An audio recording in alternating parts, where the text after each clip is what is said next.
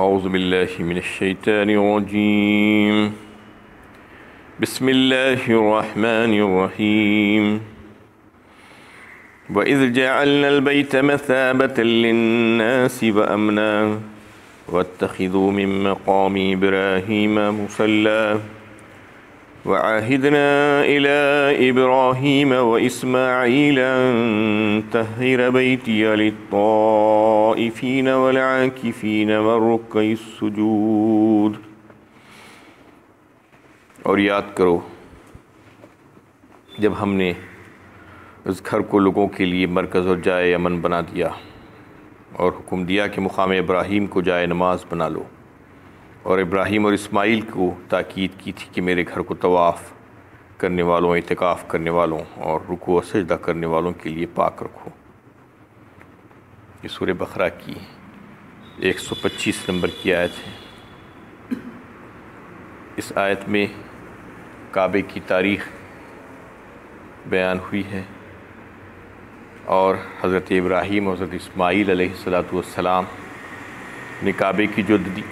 تعمیر جدید کی تھی اس کا تذکرہ آیا ہے۔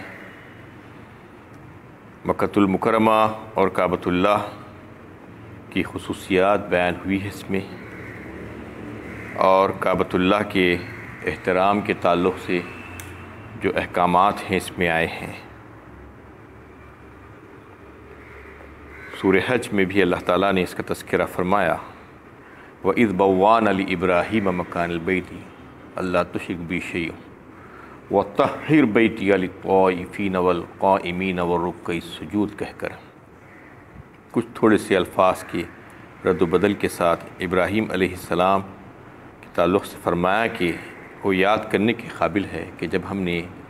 ابراہیم کو خانہ کعبہ کی جگہ بتا دی تھی، وَإِذْ بَوَّأْنَا لِإِبْرَاهِيمَ مَكَانَ الْبَيْتِ أَلَّا تُشْرِكْ بِي شَيْئًا، اور کسی چیز کو بھی اللہ کے ساتھ شریک نہیں کرنا کہا گیا تھا، اور کہہ دیا گیا تھا، انہیں حکم دیا گیا تھا کہ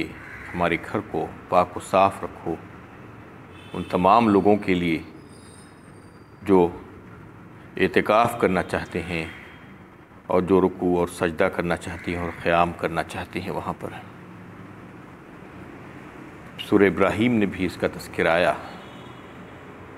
رب اجعل ھذا البلد آمنا واجنبنی وبنی ان نعبد الاصنام کہہ کر 13ویں پارے میں حضرت ابراہیم علیہ السلام نے دعا کی اپنے رب سے کہ اے ہمارے رب، اس کو جائے امن بنا دیجئے، امن کی جگہ بنا دیجئے، امن کا شہر بنا دیجئے، اور مجھ کو اور میری اولاد کو بت پرستی کے گندگی سے محفوظ رکھیے۔ یہ دعا کی تھی حضرت ابراہیم علیہ السلام نے۔ اور سورہ حج 17ویں پارے میں اللہ تعالیٰ نے کعبۃ اللہ کا تذکرہ کرنے کے بعد حج کا اعلان کر دینے کے لیے کہا تھا، وَأَذِّن فِي النَّاسِ بِالْحَجِّ يَأْتُوكَ رِجَالًا وَعَلَىٰ كُلِّ ضَامِرٍ يَأْتِينَ مِن كُلِّ فَجٍّ عَمِيقٍ، اعلان کر دیجئے حج کا لوگوں میں، تو لوگ پیادہ اور سواریوں پر، دبلی پتلی اونٹنیوں پر دور دراز کے مقامات سے وہاں پر حاضر ہو جائیں گے۔ یہ اس وقت کہا گیا تھا جب کہ وہاں پر کسی کا وجود نہیں تھا، لیکن اللہ تعالیٰ نے وہ آواز کو ساری دنیا میں پھیلا دیا، اور اسی وقت بتا دیا گیا تھا کہ آپ اعلان کر دیجئے، آپ کا کام صرف اتنا ہی ہے، آواز کو پہنچا دینا ہماری ذمہ داری ہے، اور وہ آواز کو اللہ تعالیٰ نے دنیا میں پہنچا دیا۔ تو اس میں اور سورۃ ابراہیم میں ابراہیم علیہ السلام کی جو دعا تھی بت پرستی سے بچنے کے سلسلے میں، اس کا تذکرہ آیا، اور خانہ کعبہ، بیت اللہ، مسجد حرام کی پاکیزگی کے تعلق سے احکامات آئے کہ اس کو پاک و صاف رکھنا۔ تو اس کو پاک و صاف رکھنے کے سلسلے میں یہ ہے کہ دو طرح کی جو گندگی ہوتی ہے، ایک تو ظاہری گندگی سے بھی اس کو پاک و صاف رکھنا، اور باطنی گندگی جو ہے اس سے بھی اس کو پاک و صاف رکھنے کا حکم دیا گیا ہے۔ اس سے مقصود وہ بھی ہے، یعنی شرک اور کفر اور بت پرستی کی نجاست اور گندگی جو ہے اس سے بھی پاک کرنا اس کو، اور ظاہری جو گندگیاں ہیں اس سے بھی پاک کرنا، یہ دونوں کا حکم اس میں ہے۔ اور پھر سب سے پہلے جو بات آئی ہے وَإِذْ جَعَلْنَا الْبَيْتَ مَثَابَةً لِلنَّاسِ، مثابہ کہتے ہیں بار بار پلٹ کر آنے کی جگہ۔ یہ واحد مقام ہے دنیا کا جہاں پر دل کو قرار نہیں مل سکتا، جانے کے بعد پھر سے واپس آنا پڑتا ہے اس کو، یہ بے چین ہو جاتا ہے انسان وہاں پر جانے کے لیے، اور سیر نہیں ہوتی طبیعت کبھی بھی۔ جو بھی جاتا ہے دل میں پھر سے یہ خواہش لے کے جاتا ہے کہ واپس پھر آؤں گا۔ یہ وہ مقام ہے، اللہ تعالیٰ مثابہ کا لفظ اس میں استعمال کی ہے لوگوں کے لیے۔ اور علماء کرام اس کے بارے میں کہتے ہیں کہ جو حج کو جاتا ہے، حج مقبول کی علامتوں میں سے ایک علامت یہ بھی ہے کہ اس کے دل میں تشنگی باقی رہتی ہے، اور پھر سے وہ زیارت کی تمنا اور شوق دل میں رکھتا ہے کہ اور مزید تمنا اور شوق اس میں بڑھ جاتا ہے، زیارت کرنے کے بعد مزید زیارت، پھر سے دوبارہ لوٹ کر آنے کی خواہش جو اس کے دل میں پیدا ہوتی ہے۔ یہ صرف اور صرف بیت اللہ ہی کے تعلق سے ہو سکتا ہے، کسی اور جگہ کے تعلق سے نہیں ہو سکتا، کیونکہ دنیا کا کوئی بھی مقام ہونے دیجیے، تفریحی مقام یا کوئی اچھے سے اچھا حسین اور خوبصورت نظارے 1 2 3 بار دیکھ سکتے ہیں، آپ جا سکتے ہیں، اس کے بعد دل بھر جائے گا آپ کا۔ لیکن کعبۃ اللہ کا جو معاملہ ایسا ہے، یہ معجزہ ہے کہ اس کو جانے کے لیے بار بار دل چاہتا ہے ہر انسان کا، 1 2 بار نہیں، ہزاروں بار جانا دل چاہتا ہے۔ تو اس کے بارے میں اللہ تعالیٰ نے فرمایا کہ مثابۃ للناس ہے، وَأَمْنًا فرمایا اس کے بعد، اور ہم نے اس میں امن قائم کر دیا، جائے امن بنا دیا۔ اس کے تعلق سے مختلف صورتوں میں بھی اللہ تعالیٰ نے تذکرہ کیا کہ یہ امن کا مقام ہے۔ اور ابراہیم علیہ السلام کی جو طریقوں میں سے عربوں میں جو طریقے باقی رہ گئے تھے بعد میں بھی، اس میں سے ایک بات یہ بھی تھی کہ چاہے کتنی جاہلیت تھی ان کے پاس، لیکن کعبۃ اللہ میں کا احترام اور حرم کا جو احترام تھا ان کے پاس باقی تھا۔ وہ اپنے باپ کے اور اپنے بھائی کے قاتل کا بھی انتقام وہاں پر نہیں لیتے تھے۔ اس کے احترام اور اس کی تعظیم اور تکریم کے طور پر اتنی جہالت ہونے کے باوجود بھی وہ اس بات کا لحاظ کرتے تھے کہ کعبۃ اللہ کا احترام ضروری ہے، اور حرم کے تعلق سے ہے کہ اس میں کسی قسم کا کوئی قتال جائز نہیں ہے۔ لیکن فتح مکہ کے موقع پر اللہ کے نبی صلی اللہ علیہ وسلم کے واسطے سے چند گھنٹوں کے لیے قتال کی اجازت دی گئی تھی، اس کو جائز قرار دیا گیا تھا۔ لیکن فوراً بھی فتح مکہ ہونے کے بعد اللہ کے نبی صلی اللہ علیہ وسلم نے جب خطبہ ارشاد فرمایا تو اس میں وہیں پر اعلان کر دیا گیا کہ اب سے قیامت تک کے لیے یہ حرم ہی رہے گا، اس میں قتال کی اجازت نہیں رہے گی۔ لیکن جو حرم کے اندر جا کر فتنہ پیدا کرنے کی کوشش کرے گا، جو حدود کو پھلانگے گا، جس کے اوپر حدود، حد یا قصاص عائد ہوتا ہو، تو پھر حرم بھی اس کو پناہ نہیں دے سکتا، امن نہیں دے سکتا۔ ایسی صورت میں وَإِنْ قَاتَلُوكُمْ فَاقْتُلُوهُمْ كَذَلِكَ جَزَاءُ الْكَافِرِينَ فَإِنِ انْتَهُوا فَإِنَّ اللَّهَ غَفُورٌ رَحِيمٌ۔ اللہ تعالیٰ نے فرما دیا کہ اگر تم سے وہ لڑیں گے، اس کے اندر ماریں گے تم کو، تو تم بھی ان کو مارنا اور ان کو سزا دینا وہاں پر بھی، کیونکہ اگر کوئی اس قسم کی حرکت کرتا ہے حرم میں جا کر بھی، اس کے اندر اس کو پامال کرتا ہے اس کی حرمت کو، تو پھر اس کو پکڑ کر وہاں پر سزا دینا ضروری ہوگا، اس کے اوپر حد جاری کی جائے گی، اور قصاص کا اگر کوئی جو ہے قانون اس کے لیے بنتا ہے تو پھر وہاں پر اس کو بھی جاری کیا جائے گا۔ اس طریقے سے اللہ تعالیٰ نے اس بات کا جو ہے اس میں اعلان فرما دیا کہ اس کو امن کا مقام بنا دیا، ہم نے جائے امن بنا دیا، اور حکم دے دیا کہ مقام ابراہیم کو جائے نماز بنا لو۔ مقام ابراہیم کیا چیز ہے؟ یعنی وہ پتھر جس پر کھڑے ہو کر حضرت ابراہیم علیہ السلام نے کعبے کی تعمیر کی تھی، وہ پتھر آج بھی موجود ہے کعبۃ اللہ میں، کعبۃ اللہ کے بالکل عین سامنے، اس کو تھوڑا سا آگے ہٹا کر رکھ دیا گیا ہے، اور اس کو محفوظ کر دیا گیا ہے شیشے کے فریم میں۔ حضرت انس رضی اللہ تعالیٰ عنہ فرماتے ہیں کہ اس پر میں نے حضرت ابراہیم علیہ السلام کے قدموں کے نشانات بالکل واضح دیکھے ہیں، لیکن آہستہ آہستہ لوگ اس کو ہاتھ لگانے کی وجہ سے اس کے نشانات دھیمے پڑ گئے ہیں، لیکن وہ نشانات آج بھی موجود ہیں، دیکھے جا سکتے ہیں۔ حضرت عبداللہ ابن عباس رضی اللہ تعالیٰ عنہ نے جو ہے اس مقام کے تعلق سے فرمایا کہ مقام ابراہیم کو جو جائے نماز بنا لو کہا گیا، حکم دیا گیا، کہ اس سے مراد پورا حرم ہے، صرف وہی مقام نہیں بلکہ پورا حرم ہے۔ اس لیے اللہ کے نبی صلی اللہ علیہ وسلم نے جب حجۃ الوداع کے موقع پر حج کیا تھا تو اسی مقام پر کھڑے ہو کر آپ صلی اللہ علیہ وسلم نے یہ آیت تلاوت فرمائی تھی، اور 2 رکعت نماز پڑھنے کا جو معاملہ ہے وہاں پر حج اور عمرے کے سلسلے میں جب طواف کرتا ہے مسلمان تو وہ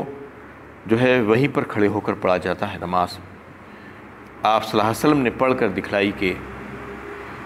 درمیان میں مقام ابراہیم کو رکھا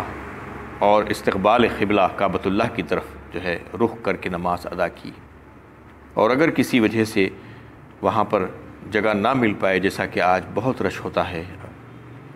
موجودہ دور میں، تو کہیں پر بھی اس کا لحاظ کرتے ہوئے کہ مقام درمیان میں مقام ابراہیم آ جائے اور کعبۃ اللہ کی طرف رخ ہو،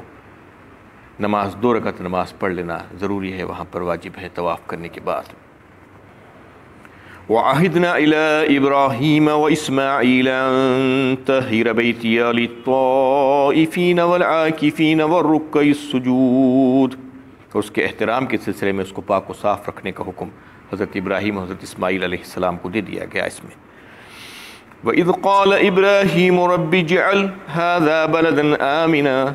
وَارْزُقْ أَهْلَهُ مِنَ الثَّمَرَاتِ مَنْ آمَنَ مِنْهُمْ بِاللَّهِ وَالْيَوْمِ الْآخِرِ قَالَ وَمَنْ كَفَرَ فَأُمَتِّعُهُ قَلِيلًا ثُمَّ أَضْطَرُّهُ إِلَىٰ عَذَابِ النَّارِ وَبِئْسَ الْمَصِيرُ۔ اور جب ابراہیم نے دعا کی کہ اے میرے پروردگار، اس شہر کو امن کا شہر بنا دے، اور اس کے باشندوں میں سے جو اللہ اور آخرت پر ایمان لائے ان کو پھلوں کا رزق دے، فرمایا جو کفر کریں گے انہیں بھی چند روز سامان زندگی سے فائدہ اٹھانے کا موقع دوں گا، پھر انہیں دوزخ کے عذاب کی طرف گھسیٹوں گا، اور بہت برا ٹھکانہ ہے۔ اس میں ابراہیم علیہ السلام کی التجا، دعا اور مناجات کا تذکرہ اللہ تعالیٰ نے فرمایا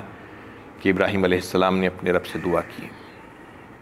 کیونکہ ابراہیم علیہ السلام کے تعلق سے مختلف مقامات پر قرآن کریم میں یہ بات آتی ہے کہ انہوں نے اللہ تعالیٰ کی خاطر اپنا مال، اپنی جان، اپنے اہل و عیال، اپنی خواہشات کو سب کو ترک کر دیا، چھوڑ دیا، اور ایسی ایسی قربانیاں پیش کی، لیکن اپنے اہل و عیال کے تعلق سے جو فطری اور طبعی محبت انسان کی جو دل میں ہوتی ہے، اس سے نبی بھی مستثنی نہیں ہو سکتے۔ یہ بات بتانا ہے یہاں پر کہ وہ بھی اپنے اہل و عیال کے لیے، ان کے آرام کے لیے، ان کی آسائش کے لیے، ان کی ضرورتوں کی تکمیل کے لیے اللہ تعالیٰ سے اس آیت میں دعا فرماتے ہیں، دنیا اور آخرت کی کامیابی کے لیے۔ تو سب سے پہلے اللہ تعالیٰ کو اپنی طرف متوجہ کرنے کے لیے اور ان کا لطف و کرم حاصل کرنے کے لیے رب کہہ کر پکارتے ہیں۔ رب کا مطلب یہی ہے کہ میرے پالنے والے، میرے پرورش کرنے والے مولا، یہ کہہ کر ان کو اپنی طرف متوجہ کرتے ہیں، اور پھر اس کے فوراً بعد یہ دعا کرتے ہیں کہ ھذا بلدن آمنا، اس کو شہر بنا دے سب سے پہلے۔ یعنی یہ کہتے ہیں اپنے مالک سے کہ اے میرے مالک، میں نے آپ کے حکم کی تعمیل کرتے ہوئے اپنے اہل و عیال کو ایسی وادی میں لا کر چھوڑ دیا ہے جہاں پر کچھ بھی نہیں ہے، اور آپ اس کو ایک شہر بنا دیجئے۔ یہ اس لیے کہ وہ لوگوں کی جو سکونت یہاں پر ہے تو ان کو وحشت نہ ہو، لوگ آ کر بس جائیں، اور پھر اس وجہ سے ان کی جو ضروریات زندگی ہے وہ آسانی سے ان کو فراہم ہو سکے۔ شہر اگر بن جاتا ہے کوئی مقام تو پھر شہر میں فیسلٹیز ہو جاتی ہیں، اس میں ترقی ہوتی ہے، اس میں چیزیں ملنے لگتی ہیں، لوگ آ کے رہ جاتے ہیں، وحشت نہیں ہوتی ہے، لوگوں کو گھبراہٹ نہیں ہوتی ہے۔ اس کے لیے سب سے پہلے ابراہیم علیہ السلام نے دعا کی کہ اس کو ایسا شہر بنا دے، اور پھر شہر بھی کیسا؟ امن والا شہر، فرمایا بلدن آمنا، امن کے لیے دعا کی، کہ امن کے لیے جو دعا کی اس میں یہ بات بھی تھی کہ اس میں یہ مار دھاڑ نہ ہو، قتل و غارت گیری نہ ہو، اور کوئی کفار کا تسلط نہ ہو، اور کسی قسم کی کوئی وبال نہ ہو وہاں پر، اور کوئی آفت اور پریشانیاں نہ ہو۔ یہ ساری چیزوں سے پاک و صاف شہر بنا دیجئے، اس کو امن والا شہر بنا دیجئے، کیونکہ امن اگر نہیں ہوگا تو ساری چیزیں بیکار ہو جائیں گی۔ جیسا کہ آپ لوگ جانتے ہیں کہ چند سال پہلے کیسی بے امنی کے زندگی، بد امنی کی زندگی یہاں پر گزرتی تھی، لیکن اللہ کا فضل ہے کہ اب امن ہو گیا ہے یہاں پر۔ امن اگر نہیں رہتا ہے تو سب چیزیں بیکار ہو جاتی ہیں۔ تو امن کے تعلق سے آپ دیکھیں تو شہر مکہ کو اللہ تعالیٰ نے پہلے تو ایسا شہر بنایا کہ اس میں نہ صرف اس کے بسنے والے بلکہ ساری دنیا کے اطراف عالم کے مسلمان اس کی طرف کھنچتے چلے آتے ہیں، عین سعادت سمجھتے ہیں کہ مکہ المکرمہ میں جا کر داخل ہو جائیں اور کعبۃ اللہ کی زیارت کریں۔ یہ اللہ تعالیٰ نے ایسا اس شہر کے لیے کر دیا اور ایسا شہر بنا دیا کہ اس کو ایک مرکز کے طور پر بنا دیا ہے، اسلامی مرکز بنایا گیا،